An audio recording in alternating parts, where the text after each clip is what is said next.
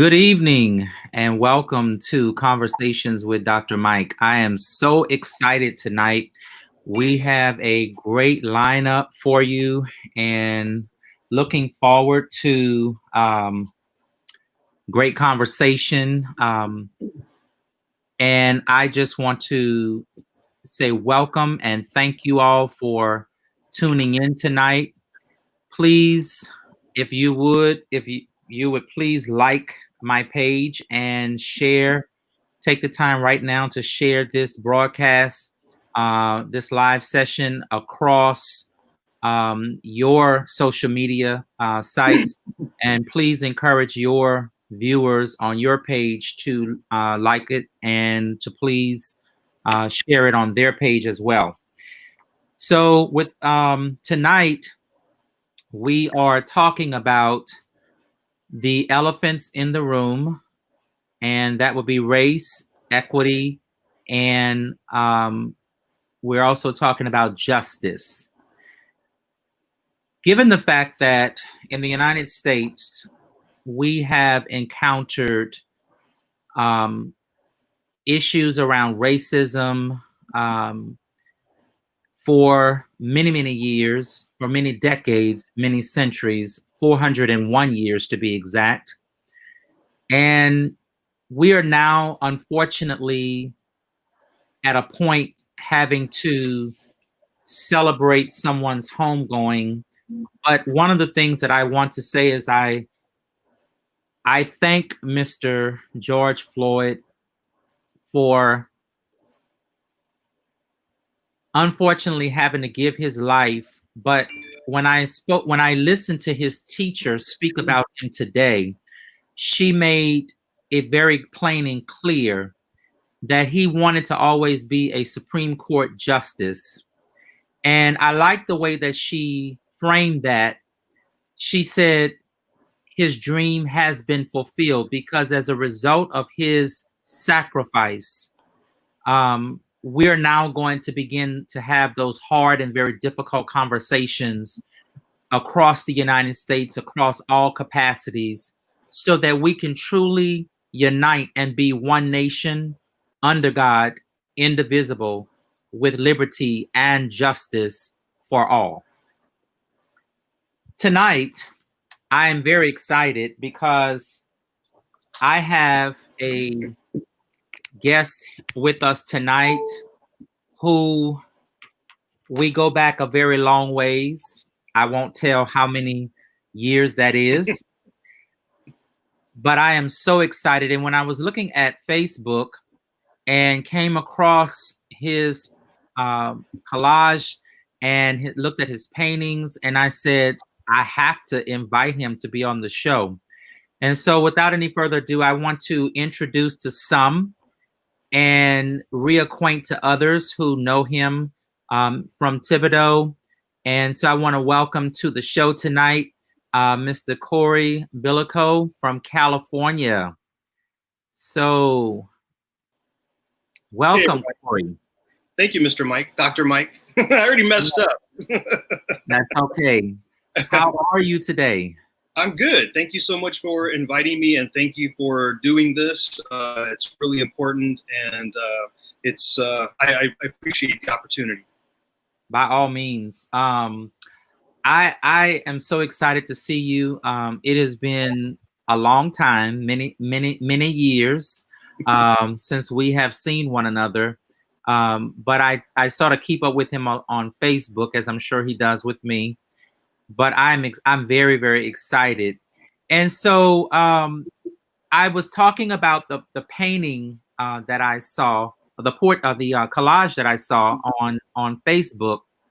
And so I really want to share that collage with people so that they can actually see it. And I want to talk about how did you come about the idea of it? So let's let everybody see it.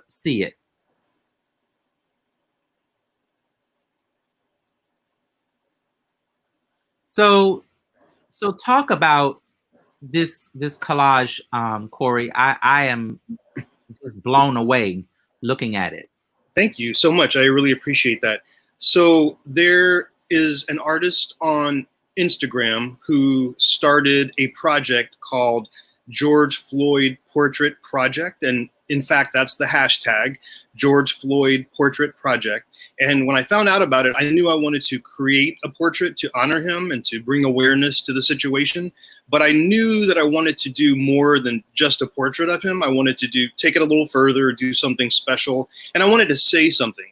So it didn't take me very long. I contemplated it for a little while, and I thought, what's missing here? You know, at the root, what's the problem with race relations in this country and what's going on? And I think what came to me personally is at its core, the problem is a lack of compassion. Because if we have compassion for each other, then we're not going to treat each other horribly. And so I thought, well, how do you institute or engender or promote compassion if it doesn't already exist? And so what came to me is, if we can see ourselves in each other, then we can have that compassion. And so I thought, well, how do I visualize that? And so this idea came to me to do a portrait of George Floyd, but use many different people from different sources. So I used various magazines and books and found people of different ethnicities, gender, age, and brought them together to create his likeness. And you'll notice at the bottom for his sweater, so the reference photo I used, he had a sweater and there was a stripe going across the bottom. So to replicate that, I wanted to do something meaningful again. So I found this image from a march in Selma, Alabama in the mid-60s and used that. And it's upside down because I just thought about how all the work that these people, you know, these protests and marches that these people put in the mid-60s, it just feels as if all that work has been turned upside down lately. And so that's why I took that image and flipped it like that. I mean, it's incredible. It has so much depth and breadth to it. The endless conversations that we could have as a result of that collage is extremely meaningful to all of humanity. And so I really and truly thank you for doing that. I don't know if any of you are interested.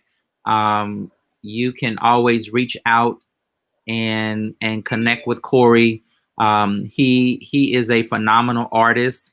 I'm looking at the piece behind you, Corey, that I really like. I saw that piece on your Facebook page as well. Can you tell us a little bit about that piece? Sure. So I remember, so I'm just going to go there. So in the early 80s, we heard about young Black people who in Atlanta were being killed, and there was a serial killer. And I was living in Thibodaux, Louisiana at the time. I think we were in 6th grade, 7th grade, and there was this joke circulating. Oh, they found out who is killing young Black kids. It's an alligator in a watermelon suit. And I didn't understand that. And so I asked my mom, what does that mean? It just seems so ridiculous. So she had to explain it to me. And I just thought, even with the explanation, it was so ridiculous. And so ever since then, this idea of Black people liking watermelon so much, it just seems so absurd. So I did some research into it. And it turns out that it's founded in history, in the sense that newly emancipated Black people in the South began cultivating and harvesting and selling watermelons to make a living.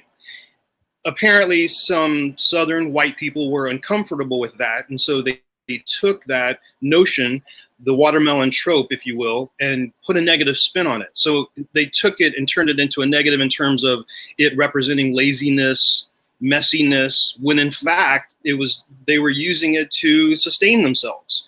And so that's I wanted to explore that idea and use it in a piece, but I like taking something that's ugly or horrible or horrific and turning it into something beautiful. That's my goal with a lot of my art. And so I tried to do that here. I used comic book paper to create this collage. And I put a young Black woman who is sleeping in her watermelon garden, because to me, I look at this and this idea and this image to me is beautiful. There's nothing ugly about it. So I feel that with this power in it is I'm able to take a negative stereotype and turn it into something beautiful. It is actually very beautiful. And folks, unfortunately, that piece has already been spoken for. So someone has already contacted Corey and has asked to buy that piece. But if you're interested in contacting and connecting with Corey, we can certainly make that happen. And then you can talk to him. I mean, there isn't anything that artistic that he cannot do. So if you can probably dream it, he probably can design it and fulfill it. Corey, while you were growing up here in Thibodaux in Lafourche Parish, how was it for you growing up here? You know, for me, I think because of how I look, I have darker skin, and you know, a lot of my family is on the darker side. We're part Native. What I've noticed is living in New Orleans and living in California, wherever I am. So if I'm with a couple people, I generally blend in. Or sometimes in New Orleans, I'd be at a party, a house party, and I'm the only non-Black person, if you will. And then here, I have clothes and I tend to fit in. And so I never really had a problem myself with racism growing up in the South. And in Louisiana, I didn't really see it very much, but unfortunately, I did see it or hear certain words being used in my home state of Mississippi, which is very unfortunate. But I guess I can say I was lucky enough to have not really experienced it myself, not really. However, my mom did when she was younger. She, like me, was on the darker side, and in the deep South in Mississippi in the 50s, looking the way she did, she had kind of an ethnic.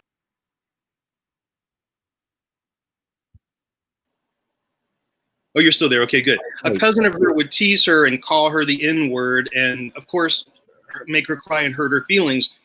And that's terrible that that happened, and it's terrible that that happens. But what the good that came out of that, you could say, is that my mom got a taste of that. She got a taste of racism, and so she brought us up right and taught us about that, so that we wouldn't grow up to be like that. And so it helped, that experience, it carried down to us, and it has informed me as an artist and as a person. And how has that made, how has the situation with Mr. George Floyd, how has that impacted you? Certainly we saw your art, so we know that, you know, that was an expression, but tell us a little bit about how has all of this been impacting you, and especially as an artist? Well, in addition to everything else, I've gone through a personal loss recently that you know about. And so that has, you know, kind of piled onto it. So it's been a rough time for everyone. And because of that, it's been especially rough for me lately. I had to take some time to grieve. And then just recently, I've come back to my art. So my art is my therapy.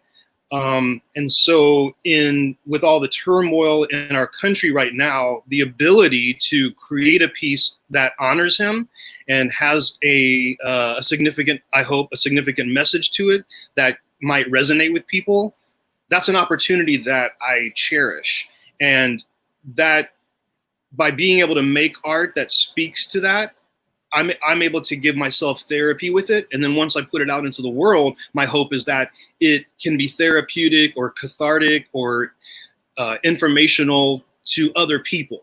So I feel very blessed, very lucky to be an artist and to be able to work through these things and express myself and put something out there for other people to gain from. Wonderful. Well, Corey, it is so good to see you. It's good to see you too. It really is, and you are just doing a phenomenal work with art. I'm a very big proponent of art, and the arts. And so as a former superintendent of schools, even as a former principal, I made sure that I always put money in the budget because everybody may not go to college, and even if they do, but art and the arts is always an additional skill that anybody could have and possess and master.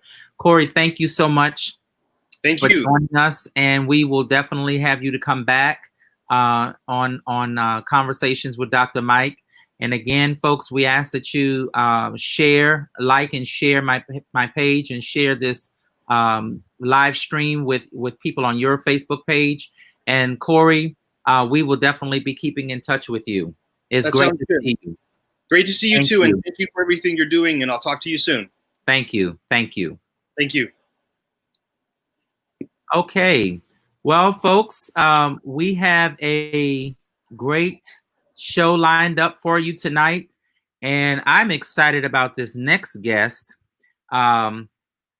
because I just can't say it any other way. She's rocked it. I mean, you just can't. I couldn't even compete with her if I was her age. She has just done it, and I don't want to spoil all the fun. So I want her to be able to tell you a little bit about it. And I'm excited. I really, really am, because she has worked hard and she has proven herself beyond measure. And so I want to bring to the stage now Sasha and Mr. and Mrs. Jones. Welcome to Conversations with Dr. Mike. I'm so excited that you are here, Sasha. And so we want to just highlight some of the great things that have happened to you recently. You have worked very hard in school, and you have the hard work has definitely paid off. And folks, I probably had it wrong, but I want to just show you that Sasha actually reached over $1 million in scholarships. Actually, Yes, yes, she did. I mean, she did it. And it's much more than what I have on here. I know it's much more than that, but I'm going to let her tell you about it, folks. I'm so excited. I am so proud of her and the great work that she has done. And her father and her mom are both there with her. And so I want to turn it over to Sasha and let her tell you all about it.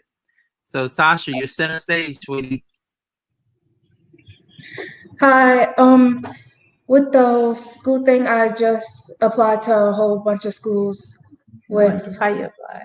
the Black Common app, the Black College app, and the Normal Common app to just explore different options and opportunities everywhere. But I decided on Xavier because I want to go into pre-med, and Xavier has a really nice system for pre-med students. Yes, folks, Sasha is going to be Dr. Sasha Jones. And what specific area of medicine are you wanting to specialize in? I want to be a pediatrician.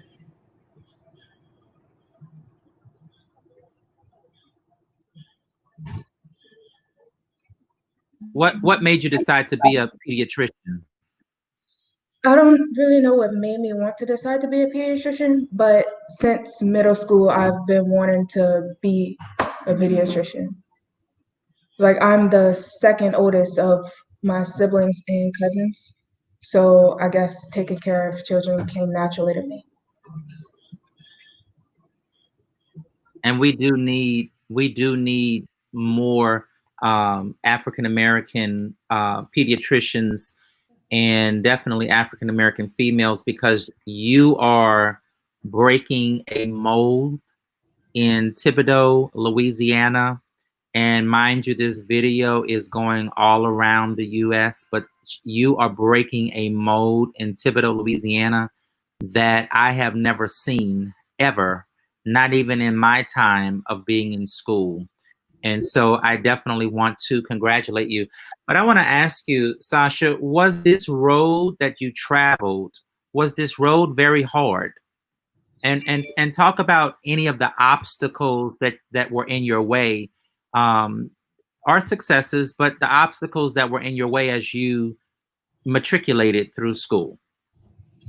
Well, for me, academics mostly came easy, like schooling and all that's natural for me. But as Louisiana is one of the lowest ranked educational states in the country, I do have concerns going into college, being that like all the students are from everywhere and they have gotten a better like education than me. But I'm gonna still work hard. And so did you were while you were in school, how did the kids react to your scholarships, the amount of money that you earned in scholarships? Were they excited for you? I didn't really tell anyone because I'm more of like a closed off type person. I don't like being in the spotlight. Okay. Okay. Yes, I know. And that's why I'm excited for you tonight. And I certainly hope that our Rhodes family is watching from all across the nation, because I think that the work that you have done, it just it's just to be commended. I don't know what else to say other than job well done. But your parents were very, very instrumental and supportive of you. Um, I want to ask your parents, how was the road for you in working with Sasha to get to this point? What obstacles maybe did you come across? Any successes? But what obstacles did you face um, in getting this to this place? It was hard work, Dr. Mike. I mean, keeping up with the schedule she had at school and then with the extracurricular activities because we're parents that are involved. So we don't just ship her off and say, okay, you're going to do this, just be back at a certain time. We like to be there for her and support her in the things that she does. So being there for her and all her extracurricular activities and then trying to keep a family together and keep that sense of family in the household. And still raise other children. Yes, yes. And you managed to juggle all of those balls and still be able to produce, I mean, something that is a masterpiece. And that speaks to your parenting style and the things that you did and the sacrifices that you both made for her. I want to just ask about during the time that Sasha was going through school. Did you have to deal with any type of racism, um, or anything that was a hindrance like that for you?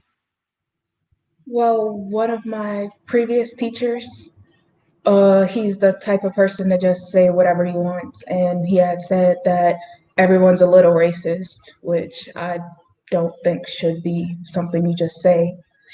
And one time I asked my teacher to do a scholarship for me, like one of the teacher recommendations, Right. and she refused to do so because she has this 5-day policy, a week, yeah, a week thing. But I let her know on Monday, but she refused to do it.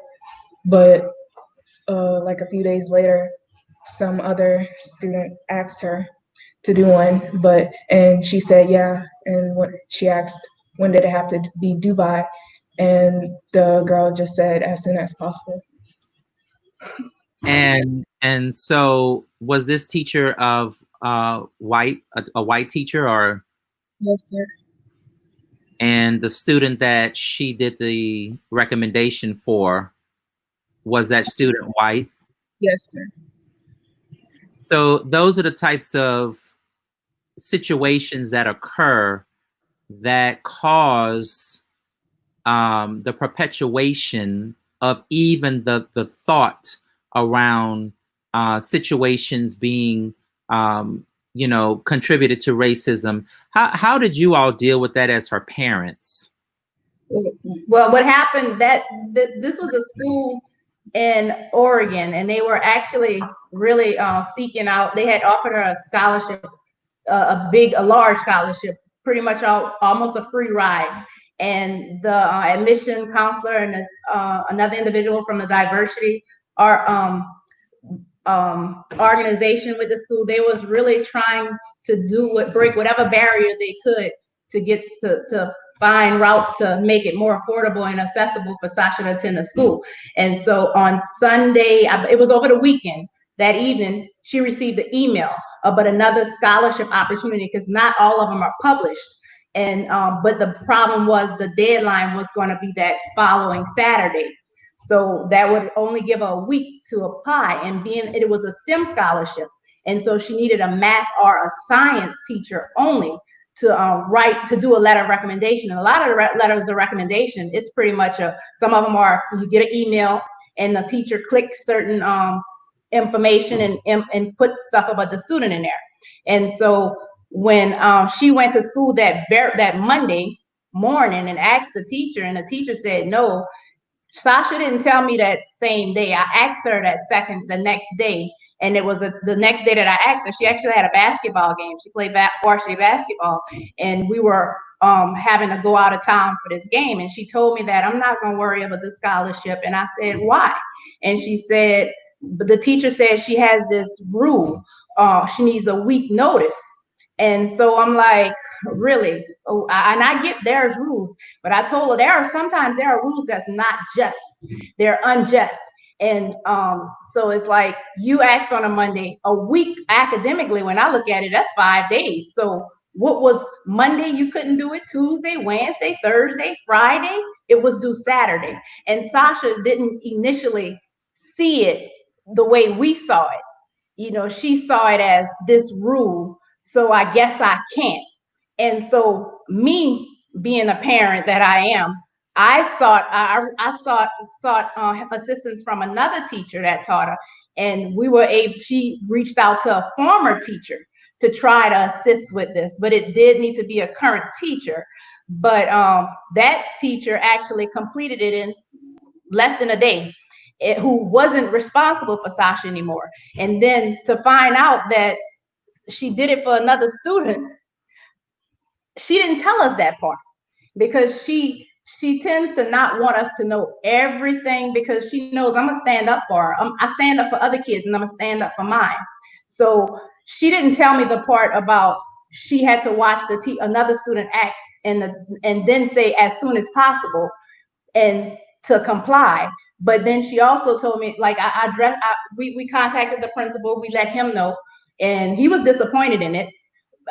We don't know the outcome of anything that ever happened, except 2 days later, the teacher went to her and apologized. And when she apologized, she was crying, and Sasha still was concerned about the teacher. And my concern was Sasha. And I had to sit Sasha down and explain that although she cried, but did she cry and come back with this letter of recommendation? You are a senior. You're in an honors class. You have done everything right. No referrals, no discipline, all A's. You have went above and beyond to follow the rules that they have in place, only for her to look at this her own made up rule to stand in the way of your success. She didn't see her as a student in need. She saw, well, I'm not going to do it. And so, I mean, I was upset. I was really upset. And she was not immune to the obstacles, no matter how great she performed in school. But I mean, we continued and moved on from it, but it was a learning experience. Sasha, given the fact of everything that's going on right now in the United States as a result of the death of George Floyd, how has that impacted you as a young lady growing up, a young African American young lady growing up and pursuing a very tough field, but not one that we already know that you cannot conquer. How has that impacted you? How has that made you feel? Well, the whole situation with it is wrong, but unfortunately, it's nothing new. Like that's happened multiple times over and over again. But this situation now, I'm like scared, but also like it gives me hope that there will be a change coming because of the unpredictability of it. Yes. Well, Sasha and Mr. and Ms. Jones, I want to thank you guys so much for allowing me to interview you and to have you on. Sasha, you have done what so many people can't even fathom, can't even dream about doing. And so I just want to say to you, congratulations. And you are already on your way, Dr. Jones. And guess what? You don't need the teacher anyway. And she'll do it to another child, except this time it won't go over the way this time it went over. And that's okay because you're still blessed. You're bountifully blessed. You're better than blessed. And you're going to accomplish anyway. And who knows? Your paths may cross again, maybe or maybe not, but that experience is going to motivate you, and it is going to keep you always looking forward and remembering that even in spite of, you're still blessed and you still made it, and you're already Dr. Jones. Thank you so much for being with me tonight and for sharing. We're excited and can't wait to see what the next level is going to be for you. But we already know it's already a success story. Thank you. And thank you, Dr. Mike. Well, folks, we are really moving along. Thank you so much for being with me tonight. Please like and share this live stream on your Facebook pages, and as well as on your other social media sites. We're also live streaming on Twitter as well as YouTube.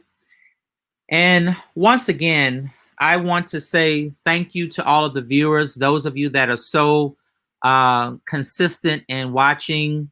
And thank you again to our previous guests for being with me tonight. We are now getting ready to bring on a panel of people who I'm excited about them being with us tonight. And we're going to get right into it. And so I'm going to welcome them to our platform tonight. And so with no further ado, I want to welcome to the scene tonight one who I have known over the years, and it has been a pleasure getting to know, has helped me out in many instances, is doing great work. And so Dr. Lorenzo Hughes from Maryland, I want to welcome you. Good evening. Welcome back, Dr. Tashika Green. Hello, thank you, from Dr. Maryland. And also, I want to welcome Mr. Charles Haywood from the fair city of New Orleans, Louisiana. Charles, welcome. It's great to see you. How are you? Thank you. Likewise, I'm doing great. How are you? I'm good. So, panel, we're going to get right on into it and begin this discussion tonight. You know, in 2020, it is amazing that when you look back years ago, you would have never thought that in 2020 that we would still be having discussions around race, equity, and justice. In 2020, what does it mean to you to be Black in America in 2020?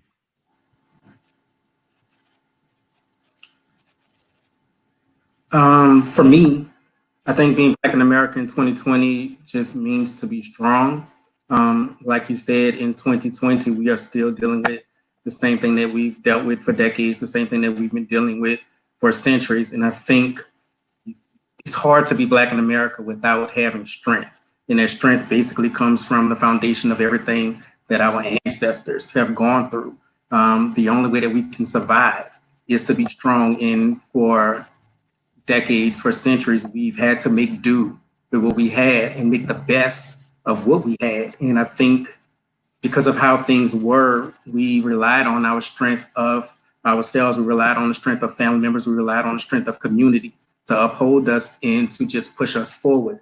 And I think that's where we are now. Yes, things are better than what they were. But in all honesty, although I didn't grow up in the civil rights movement, I feel like we've actually moved backwards. The past couple of years, I've said it several times that I feel like we're reliving the civil rights movement. And as time goes on, seems like history is repeating itself. So for me right now, being Black in America means just to be strong, just to be able to endure everything that we're facing.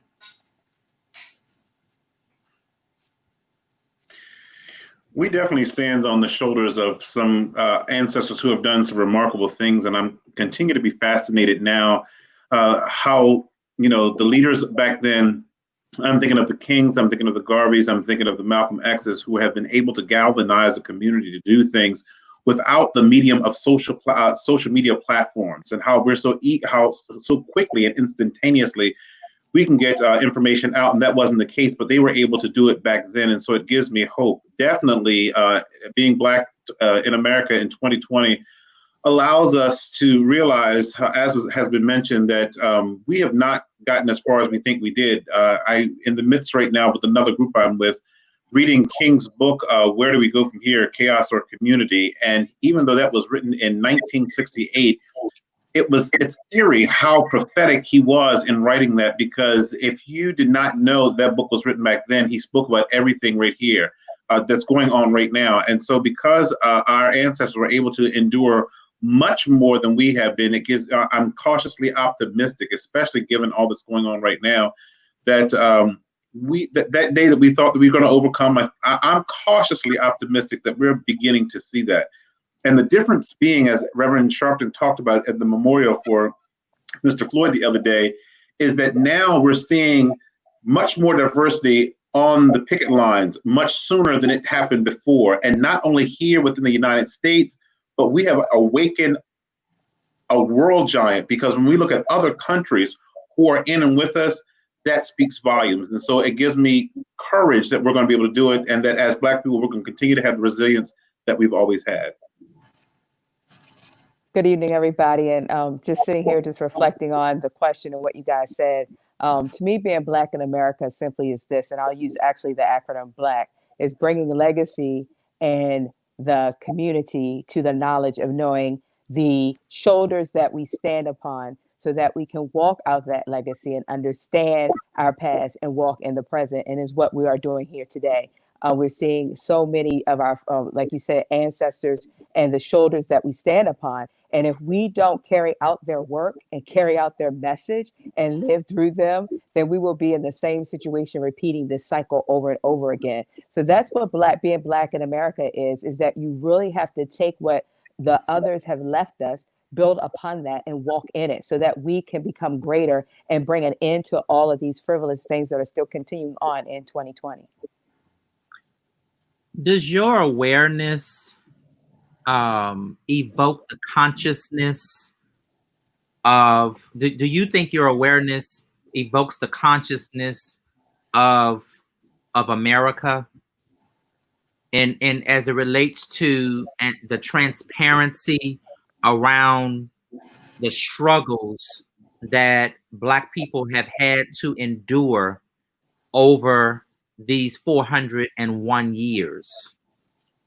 Do you think that there has been something that has happened, that to the consciousness of people in order for us to be able to rise? Um, um, I'm just thinking about how these struggles have been over all these years, and how we have had to fight just to prove ourselves in America. I know that I remember when I was working on my doctorate degree, and my mentor said to me, when you get that doctorate, you're excited, and I want you to be excited. But when you get it, it is going to totally change the position that people will have and how they look at you in America. So, do you think that the consciousness of all of this has evoked something within America that has either prohibited us or has helped us to rise? I definitely think the fact that things that people are videoing things and people are able to see the unfair treatment that is targeted, especially towards African American men, it has awakened the consciousness of a lot of people, because you should not be able to refute what you do see. And I say you should not, because there are some people who, despite what they see, don't think that it is happening. And so that's something to reckon with. One of the things we're doing in my professional capacity, I am the senior manager for school support and equitable practices for Anne Arundel County Public Schools. And one of the things we're doing, we had started last year, is we've been doing book studies, and we've started with white fragility. And I'm encouraged because D'Angelo's work is really speaking to some people and awakening their consciousness. I got an email from someone in the district who said that essentially she was conservative, shall we say. And when she read the book, she was resistant to the book until she got to about chapter 5, when they talk about the good, bad binary. And it just awoke something in her that she was able to reflect upon, that this white woman was talking to her. And the text has been great, because this white woman is telling them about themselves. And so when I introduced the text to them, I was very quick to point out that Robin was a white woman. Mm-hmm. So they didn't think this black man was coming to tell them about themselves. And so, there have been several, we did it district-wide as a book study for a couple of my supervisor and I, we did it. But anyway, the thing that we're hearing the most back from particularly white women is that, I couldn't believe that it was me, but she's right about everything she says. The white women tears, this righteous indignation when someone calls them racist, them just being fragile. Mm-hmm. And again, because they, within the education workforce, they're predominantly it. And they need to understand how them and their whiteness and their fragility within that whiteness was inhibiting them to being most effective with kids who don't look like them. And so for that reason, I think for those people who are serious about the work of equity, social justice, when they look at those texts and can reflect upon themselves and how they show up, yes, it does awaken the consciousness. But if nothing else is awakening the consciousness, seeing all these videos that have been posted about gross inequity, the fact that people in Michigan had guns on their back, spitting in cops' faces, and nothing happened, and they didn't even show up, and yet so these people are peacefully protesting. That's just blatant, and it has to awaken something in there, and it is, because as we see these protests going on, things are going to happen. Things are going to happen. I saw the video, and actually, I was going to show the video, but the author of that book, she spoke on AM Joy on yesterday, and I was lying down when the video came on, Well, I rewound the interview, and I began to videotape it because it was just that stimulating to me. And so it is definitely a book that I plan to purchase and read. Tell us the name of it again and the author. Do you remember?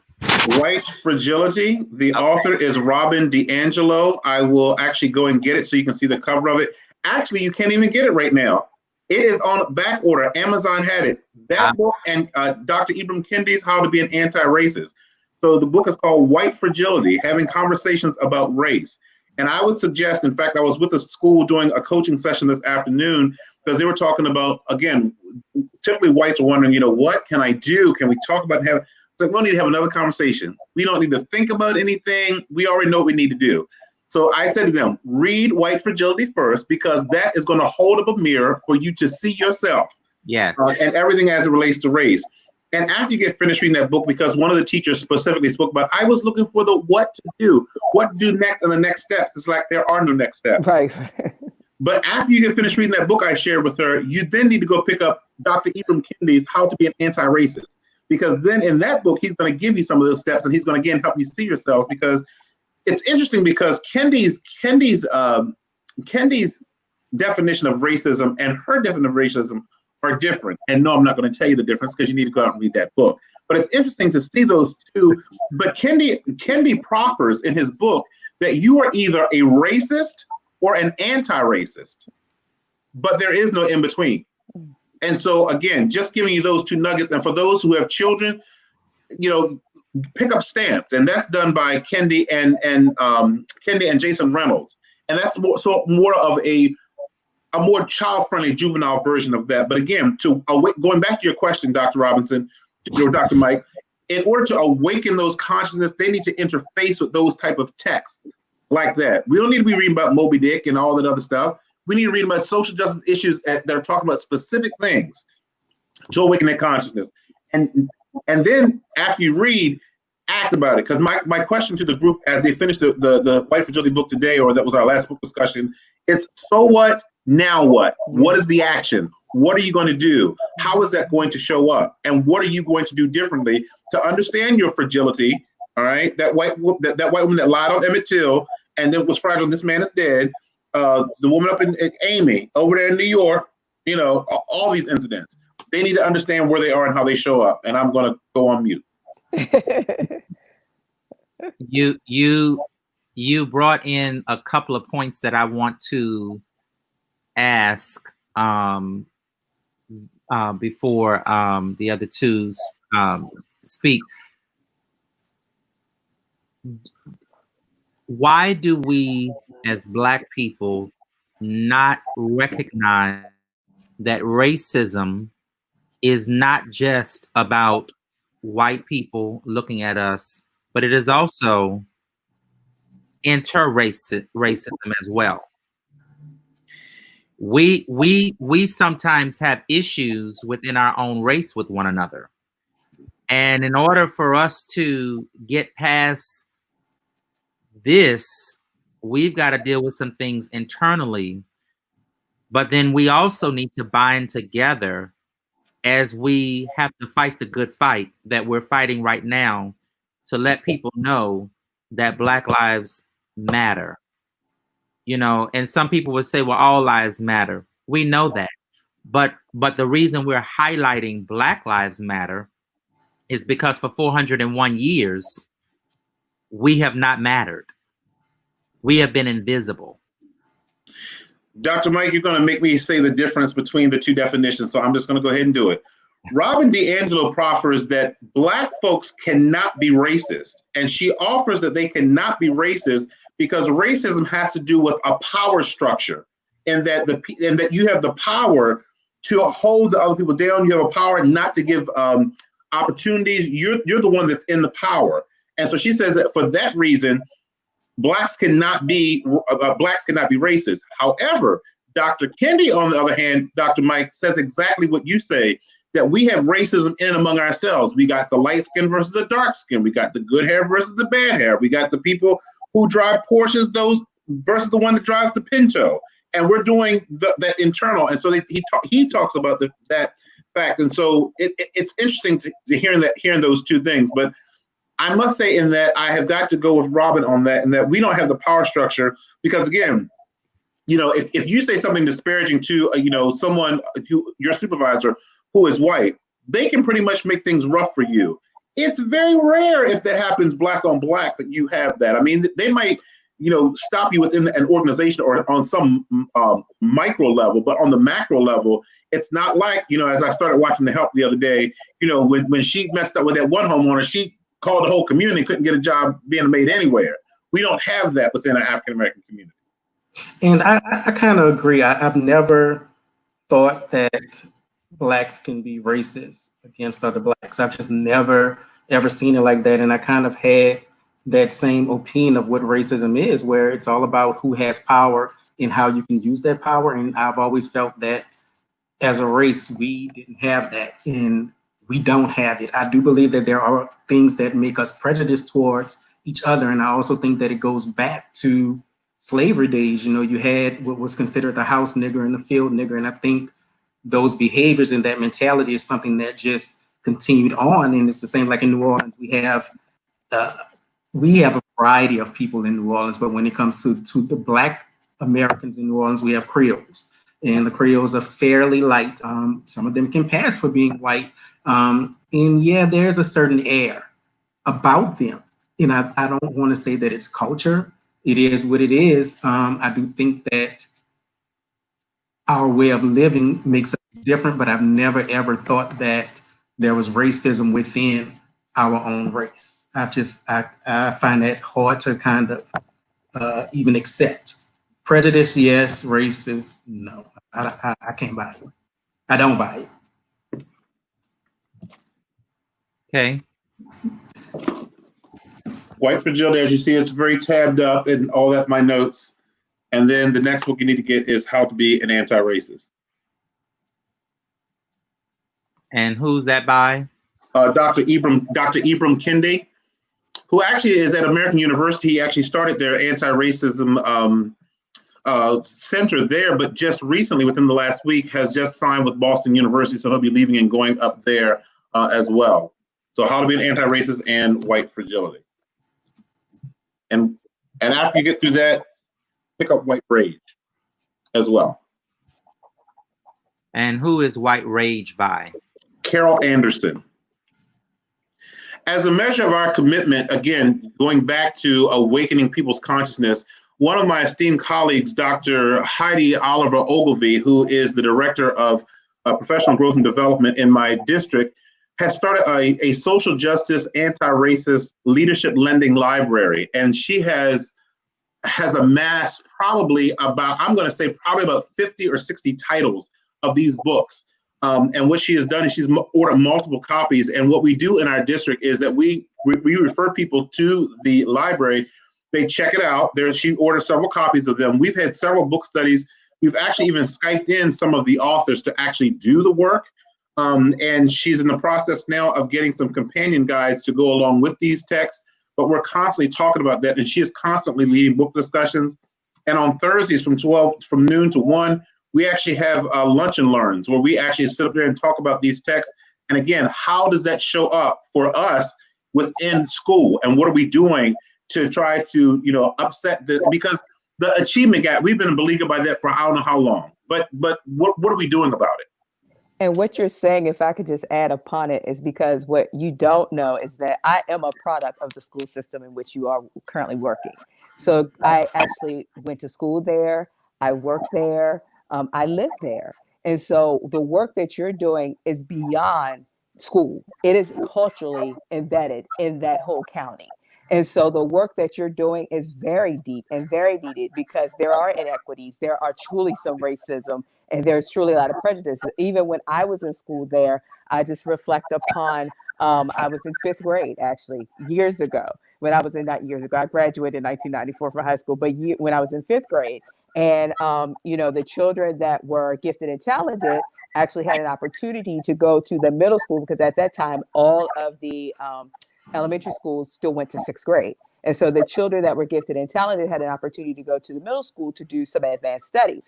Well, I was a part of that group as well. But when it came time for the application, guess who didn't get one? I did not get one. And so because my mother was an advocate, she went to the school board and she talked about that.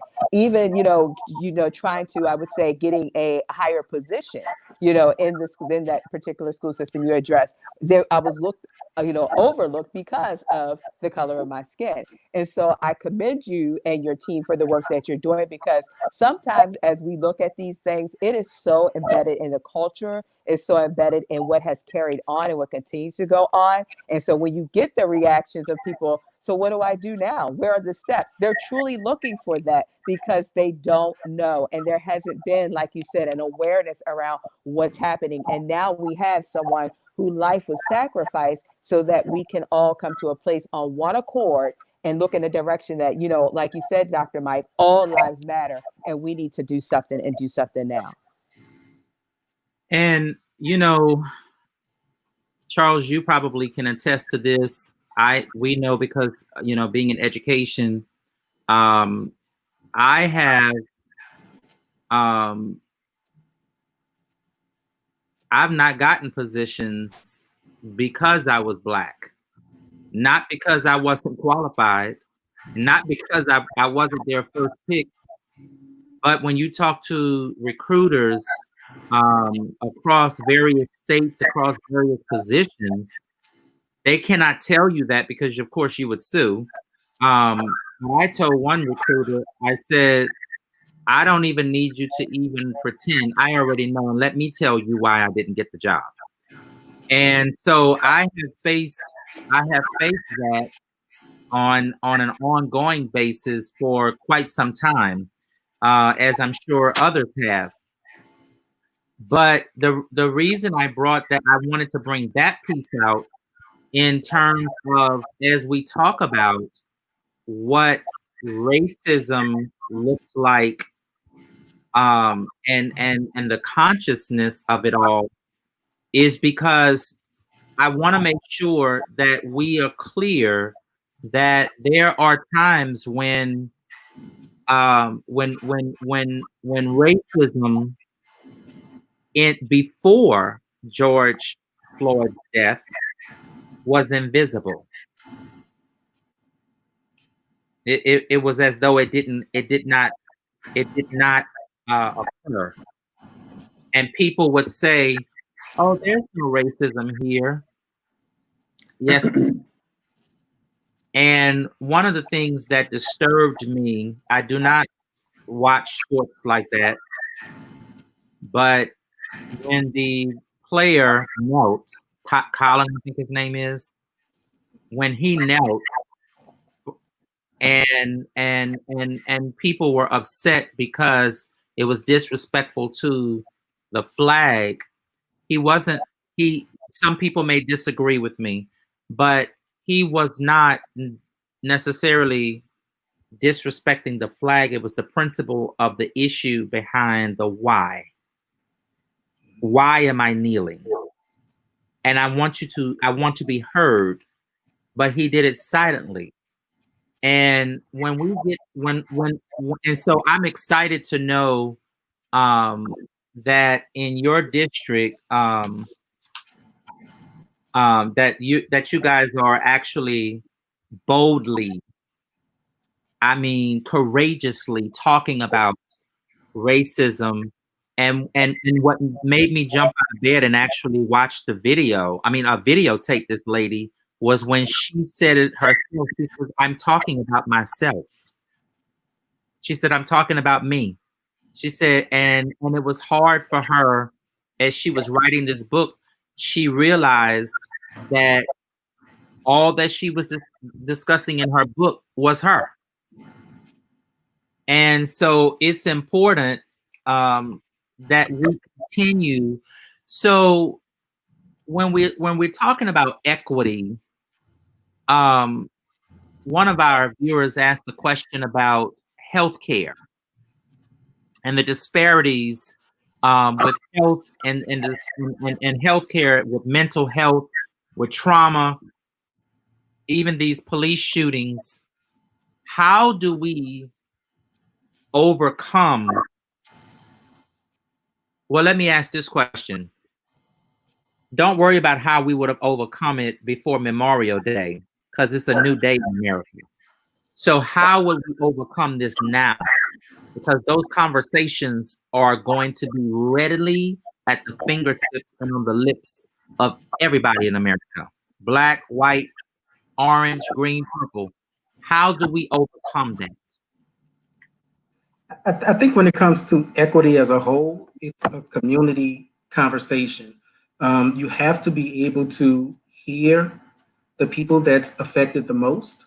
You have to include them. You have to put them on the front line and give them the opportunity to be able to share their stories, share their struggles, share their barriers. I think it's unfortunate that in 2020 we have to do that. And I think it's unfortunate that in 2020 we're still in that space where African Americans or people of color are not getting fair treatment when it comes to healthcare, when it comes to the job market, when it comes to education. It's just across the board. We're not getting what we should get, and allowing people to be able to voice and bring them to the table makes a big difference. Now, when you bring them to the table, you have to also have the powers that be at the table as well, because you need somebody to listen. So I think allowing people to be on the front line kind of is more of an in-your-face type action. And sometimes when people are faced with something head on, they have no choice but to respond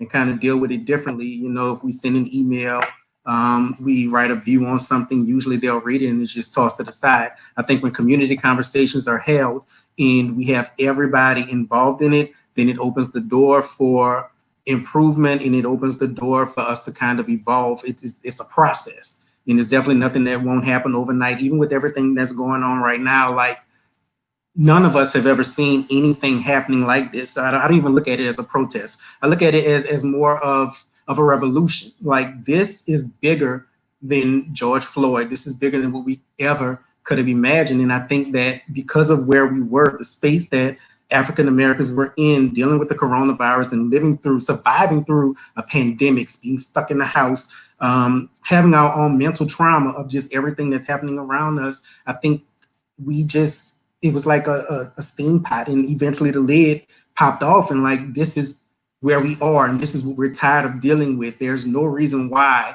it should have been us suffering through that pandemic the way that we were. There's no reason why in 2020 we have to see a video of a man begging for his life in order for people to pay attention to what's been affecting us forever. So I think this protesting, I think where we are right now is more of a revolution. I do think it's going to be a long process, but I'm very optimistic with what I see and what I think is going to come from all of this. I hate to say this, but we have to keep our foot on their neck. We have to keep our knees on their neck, and we have to push these issues, and we have to hold them accountable for the things that we want done and the changes that we need made. So, Dr. Mike, yes, go ahead. I would simply say, and I agree with my good brother down there, Brother Haywood.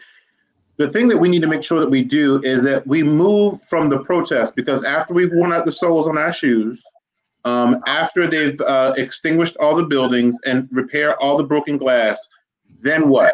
It's a revolution and everything else. But when Black Lives Matter stops being a hashtag, then what? So we need to make sure they're moving from the protest to the polls, because that man in the White House has done already won majorly in some states. Why? Because still African Americans did not get out into the polls already. They need to get to the polls. They need to make sure that they stack the Congress with people who have ideology that is going to speak to you. Note that I didn't say a particular party, all right? But people who are going to vote on issues that are particular to us. So once we go from the protest to the polls, the next thing we need to do is that we need to impact policy.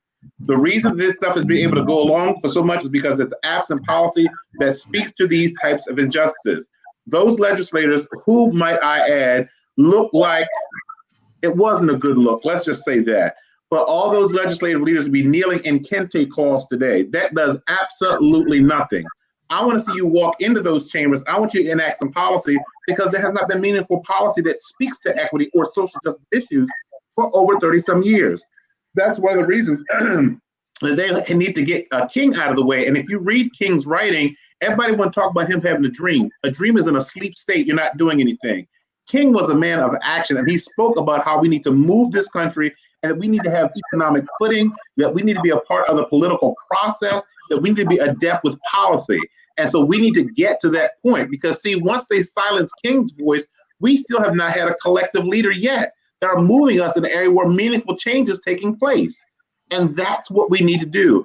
If you just look at King's writings, he was very adamant about that. But basically, but again, he was very skilled in talking about how without enacting policy, all of our screaming, all of our kneeling, all of that is all for naught.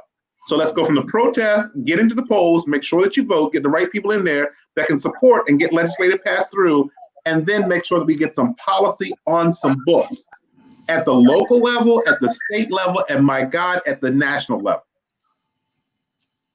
Those lines when the new Jordans come out, that needs what the polls need to look like. The lines when the new Jordans comes out needs to be the lines getting out of the city and the county council's offices. That's what that needs to look like.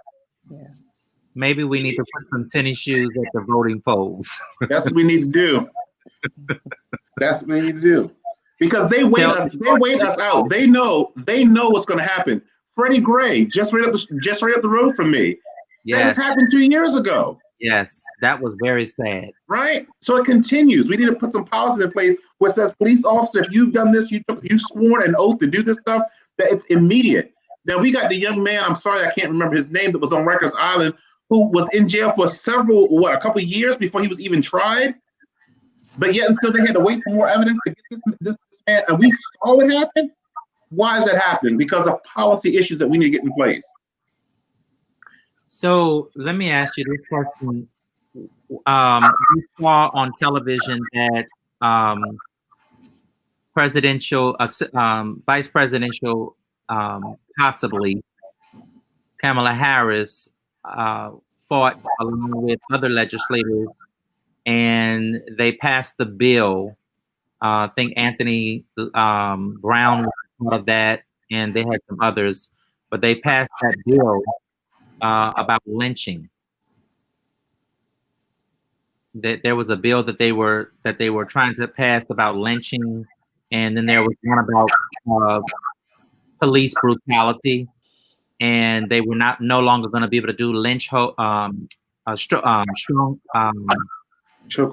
chokeholds and some of the other things that police are doing. What are your views on that, Dr. Green? Well, to say that they shouldn't be able to do chocos, that should have been done a long time ago before now. Because when we, act upon these different things that we come up upon, there is a matter. First of all, in any position, let's talk about this. When you are in a position, we all go through training. Okay. So we all go through training when we're in these positions. And so when we see the things that we see, like we did most recently, was that something that was done in the training that needed to be done? Actually, I saw a post not too long ago from a friend of mine who actually talks about Brazilian Jiu-Jitsu. And when they were talking about Brazilian Jiu-Jitsu, that when they do the knee on the neck, of how that is actually, they can't do that. Like, you can't do that because that is like a kill position. And so if they do that in Brazilian Jiu-Jitsu, how come we don't know that as a police department? We do know these things. And so as far as you saying passing these bills, saying no chokeholds and all these type of things, why are we now at this place where we're passing these bills when those things shouldn't even be existed? And is it even a part of your training when it comes out to doing these type of arrests? And so that is my take on it, is that we really need to look at how we are, now they're talking about defund the policemen and all these type of stuff. Let's look at some of the things that we do, like the training, and let's look at some of the things as far as their backgrounds, and let's look and see how many things they already have in place while you're putting them out here on the street. Those are the things that we should be really looking at right now and putting in place. And also, yes, not doing any of the chokeholds and things of that matter, but those type of things we shouldn't be just getting to today in this day and age. We need to look at some other things and take care of those existing things, because those are presenting the problems when we come into these different situations. They're all doing things where they know they're not supposed to do. I'm just going to, put it out there. These are things they're not supposed to do, but they go ahead and do it anyway, because in their mind, they have this battle between, like we said, the equity, the racism, and the things that are going on each and every day. You brought up a very good point, Dr. Hughes, about what do we do after the marching, and let me just say that I am so proud and so happy with I'm talking about the peaceful protesters, not the looters. I'm very happy that our young people, I even saw a little girl that probably had to be about 5 years old. She was out there, and she was peacefully protesting, no justice, no peace.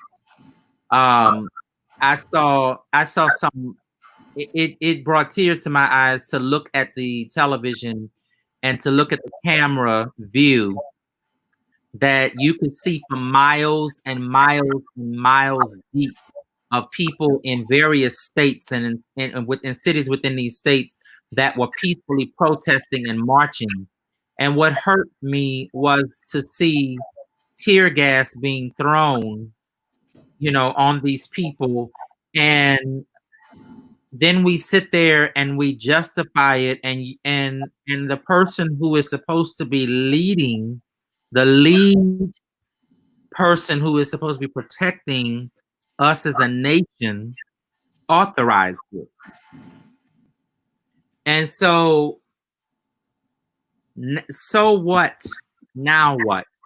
What do we do now? So we are doing the protesting. I know in New York that one of the chapters of Black Lives Matter in New York, that they had a very thought-provoking, very organized proposal of policies to be changed in New York, and so have other states. But what do we do now? How do we walk out of our doors tomorrow or tonight? What can we do? What can the average citizen do to help bring about change?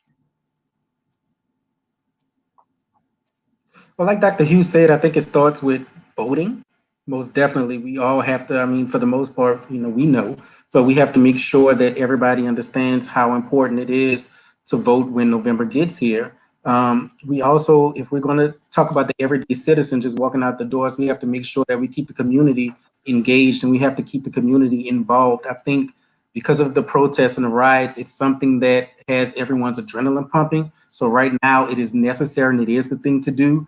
But once it dies down, then what? So then you have to do some type of community engagement. We have to keep these conversations going. We have to meet with our political leaders. We have to meet with our community leaders. We have to have these conversations to find out, what are you going to do next? Everybody needs to come to the table with their ideas. We need policy change. We need prison reform.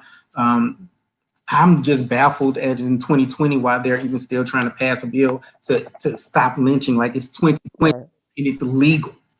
Although they lynch us in so many different ways, the fact that actual lynching is legal in 2020 is just mind-boggling to me, and it's frustrating because, again, we think we've gotten to a certain point, and then we realize that we may not see what's happening, but so many things are happening behind the scenes, and so many things are in black and white that has never changed, that still affects us to this day. So we have to keep the community in the forefront. We have to make the community feel like your issues and the things that we're dealing with matter and that they're a priority.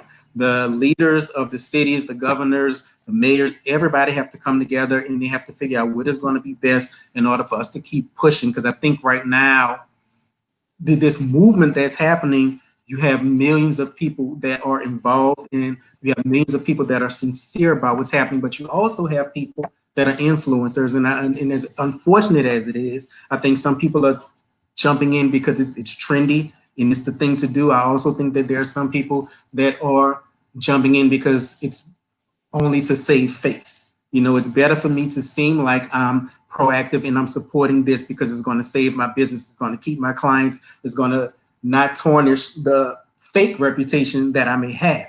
So I think we have to be able to realize who our allies are, and we have to make sure that we keep them engaged and we keep them involved. It's going to take more than us. We've been doing this forever. It's going to take more than us, but I think we have to take advantage of the fact now that we have so many people that have now seen what we've been saying forever. And we have to use those voices because there are people that are in positions of power that we don't access. We don't have that power. So we have to be able to link up with them and get them to move and maneuver behind the scenes and get the changes done that are necessary. And you know what else I want to add to, Charles, that I just thought about was that we have to make ourselves knowledgeable. We are destroyed because of a lack of knowledge. And what, you know, that saying that they said, if we don't want us to know, put it in a book because we'll never read it. And so we really, and thank you, Dr. Hughes, for sharing those great works, but we have to become knowledgeable of the things that are going on around us. We have to, you know, stay abreast of the things. We have to read, we have to share, we have to teach. Even, you know, myself, I have a 7-year-old son. And so when we were sitting here, you know, watching the memorial the other day and took the 8 minutes and 46 seconds out, he, you know, was like, they prayed for a long time, or they were quiet for a long time. And I had to sit here and explain to him why, you know, and he was like, oh, that's the first time that happened. And I had to do a whole history lesson right then and there. But we have to continue to keep ourselves knowledgeable. We have to teach, we have to reach, we have to message this in a way that people will understand it. When I saw on the news the other day about the young girl in Richmond that did the initial petition to bring down the monument, that like just really like just it just really sparked me in a whole different way that, you know, this young girl had put this petition out and now things are starting to happen. And so we have to stay knowledgeable because we are truly destroyed because of a lack of knowledge. And like you said, why now are we talking about lynching in this day and age when that should have been done? Because guess what? It's still happening somewhere. And so if it's being addressed, I mean, it's still happening somewhere. And we need to stay abreast. We need to stay knowledgeable, and we need to teach and reach everybody we can.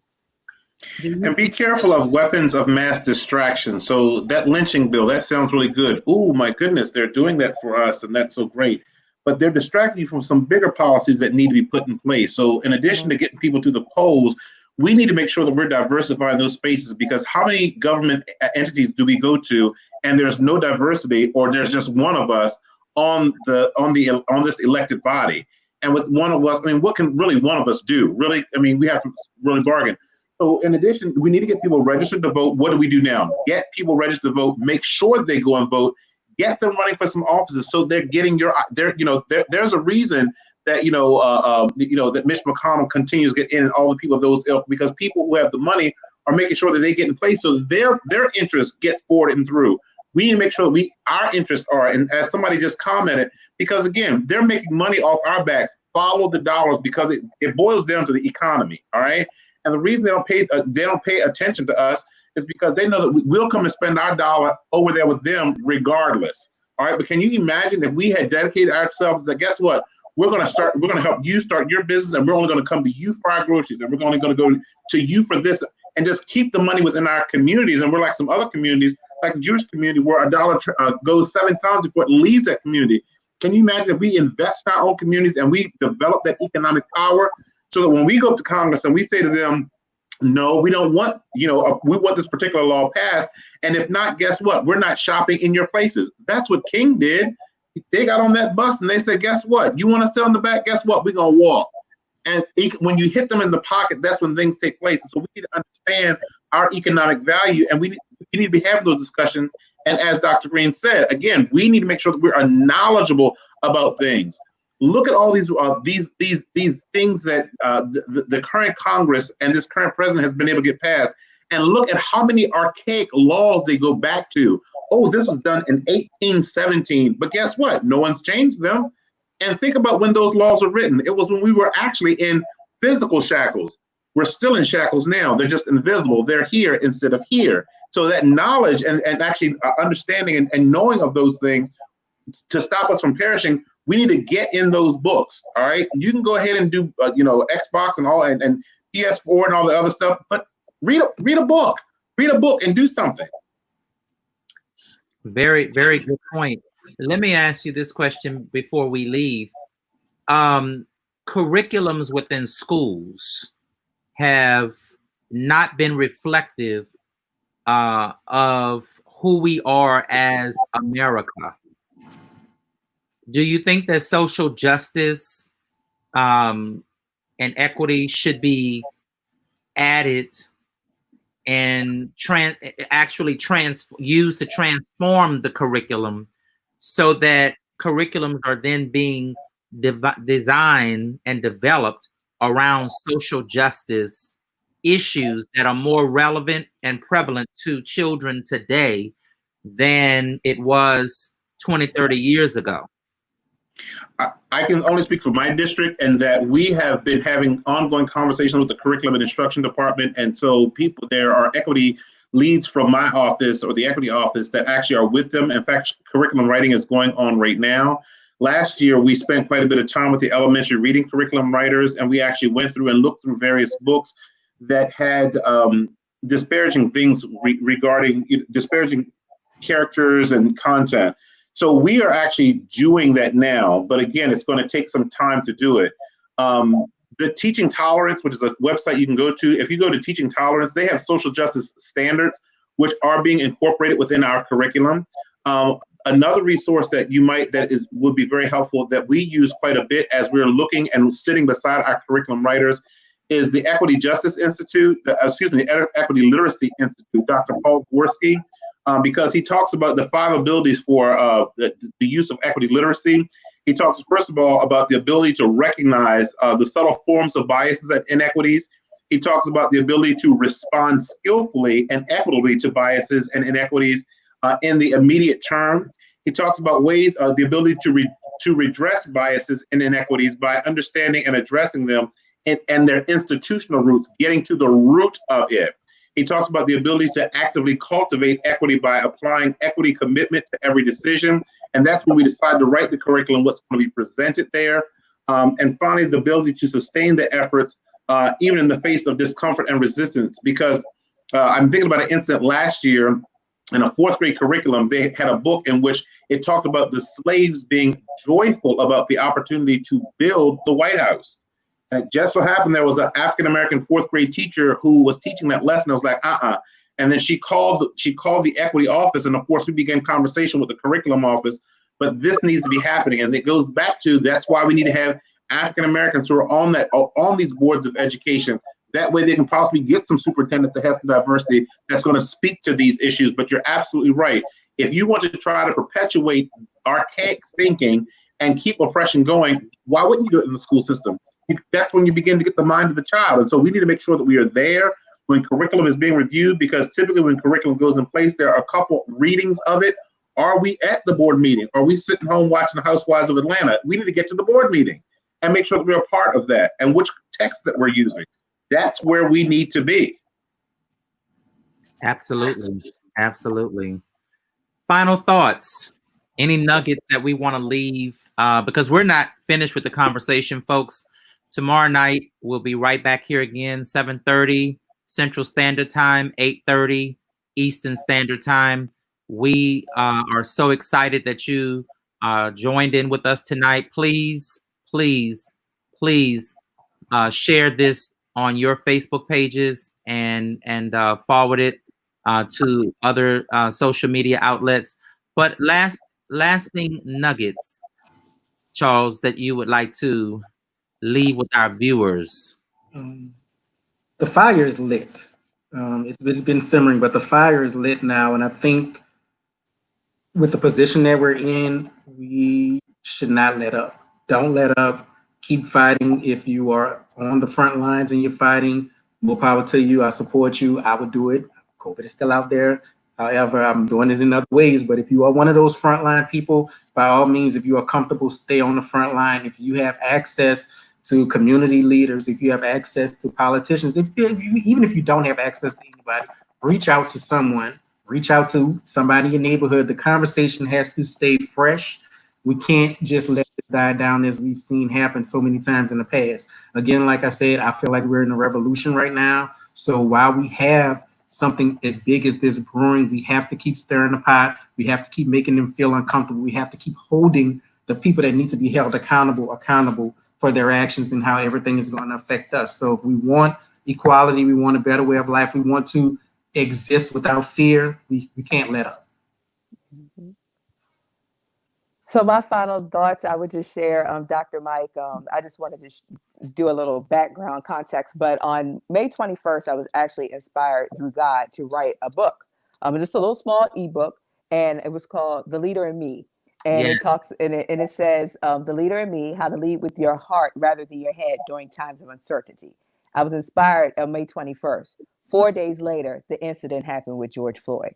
And so, and so with that being said, when I, released that book as a free ebook for anybody, it really talks about how everybody's a leader.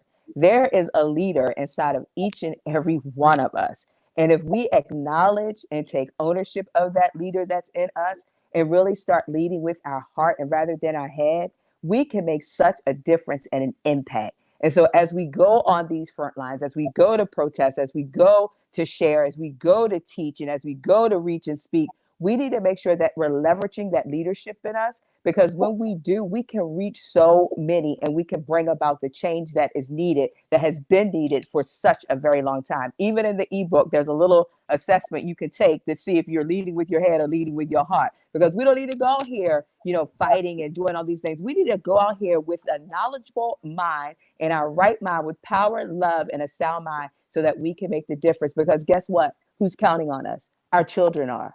Our children are counting on us, and our children's children, and our children's children. We need to leave the legacy so that they can stand on our shoulders and continue the work. So listen, the leader in me, learn about that, read about it, and start leveraging that leadership in you so that you can make a difference that we need today. Yes, and I put it up there, guys, for everyone. Please purchase your copy of The Leader in Me. It's free. It's free. So if you go, you can get it for free. It's a free little mini ebook. Exactly. It's a free book. Free. So please go on. Where do we go? To Amazon? You can just go to my website, tashikagreen.com, put in your information, and we'll send it right to you. Okay. So go to tashikagreen.com and you will be able to get the book. Dr. Hughes, last thing. James Baldwin said, "For these are all our children. We will either benefit by or pay for what they become." And I want to be sure that we benefit by, because we've already been paying for what they become. And so make sure that we show up. Simply this: if you're not at the table, you're probably going to be on the menu. So we need to get to the table. After the protest, get to the polls. From the polls, make sure we enact policy. It was a pleasure being here with you, Dr. Mike. I won't be able to be back on tomorrow, but thank you for the opportunity. I enjoyed sharing my bit of expertise. And Dr. Mike, we had one question. I don't know if it's too late to answer it or not, but I did have someone that put on my page. They said, how do you handle culturally biased testing that put many of our students in special ed? Wow, that is a phenomenal question. That is a phenomenal question. Thoughts? No one puts your child in special education without you signing off. And so if your child is in special education, you signed off on it. So if you, granted, I mean, we don't have time, but I can explain to you what the tests they go through to determine whether or not that there's a need. But parents, you need to, they should be giving you those parental rights, which states that you have the right of refusal. So if your child's in special ed, you or somebody else did it. Here's a nugget of information. There are parents who will get their kids signed up for special education because, one, they can get additional money for it.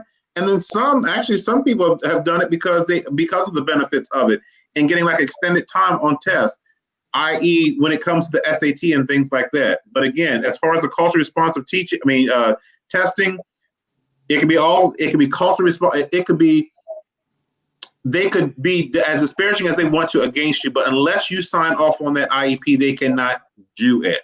Right. And I All right. just And so want if you to, don't understand the law, then there's advocates in all the states who can assist parents in navigating special ed law.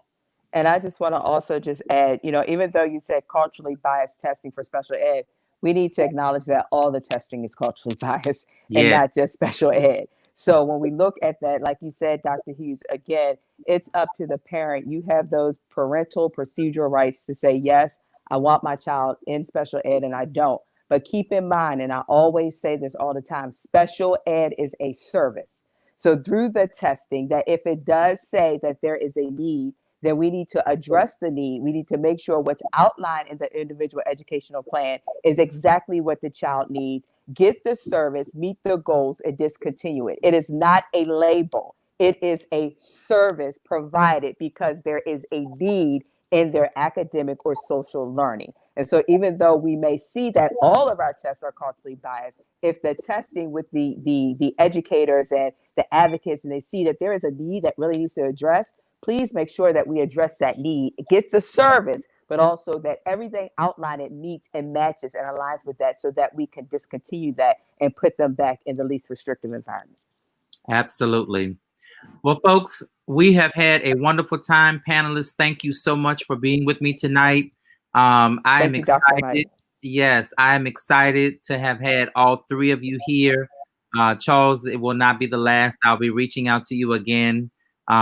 You have a strong wealth of knowledge, and there's a lot that we can glean and have gleaned from you.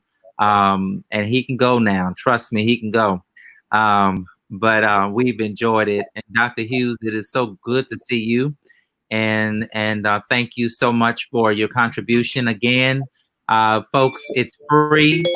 Go and get the book from Dr. Green. It's tashikagreen.com.